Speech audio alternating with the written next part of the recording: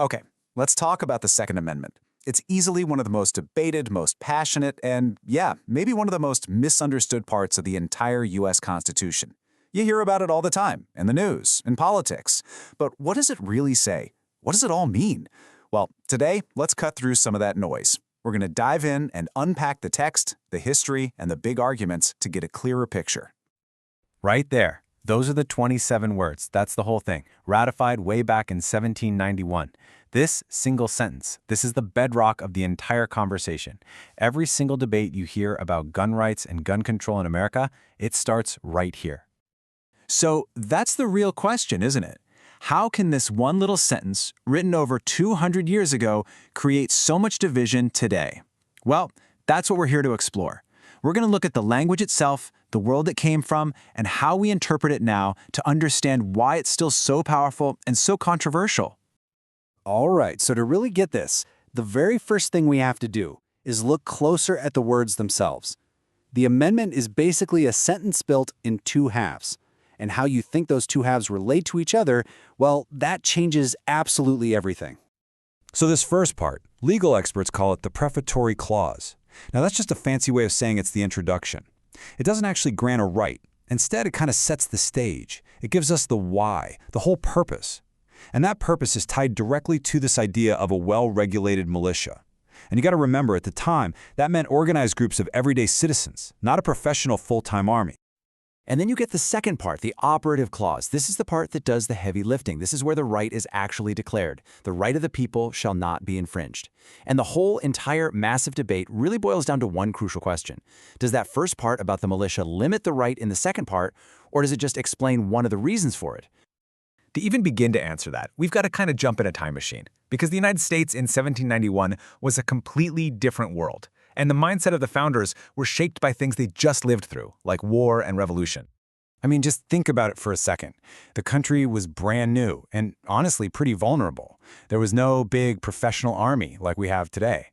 The founders were deeply, deeply suspicious of a powerful central government. I mean, they'd just fought a whole war to get away from one. So for them, the state militias, made up of just regular people, were seen as the absolute key to staying free, whether from foreign invaders or a government that got too powerful. So with all that history in mind, it probably won't surprise you that over the years, two totally different ways of reading this amendment popped up. And this, right here, is the absolute heart of the conflict we see today. So on one side, you have the collective right theory. This view basically says that first part of the sentence about the militia is the key. The right to bear arms is connected to serving in one of those state militias. Then, on the other side, you've got the individual right theory. This view says that the second half of the sentence is what really counts, that it protects a regular person's right to own a gun for their own purposes, like self-defense, whether they're in a militia or not. Now here's a fact that might actually surprise you. For a very long time, we're talking well over a century, most legal experts in courts lean toward the collective right idea. The thought of it being a totally separate individual right just wasn't the mainstream legal view for most of American history. But then, there was a huge shift. And that shift came in 2008. The case was District of Columbia versus Heller. This was a game changer. For the very first time, the Supreme Court officially said yes, the Second Amendment does protect an individual's right to have a gun for lawful reasons, like protecting yourself in your own home. Now, what's really important, though, is that the court also said this right is not unlimited. They made it clear that some regulations were still okay. But make no mistake, this decision completely redrew the map for the Second Amendment debate.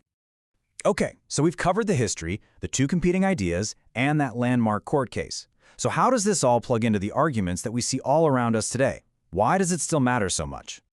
Well, when you get right down to it, every single modern debate about gun laws, everything from background checks to what kinds of firearms should be sold, it's all seen through the lens of this amendment. It's the foundation for arguments about personal liberty and the right to self-defense.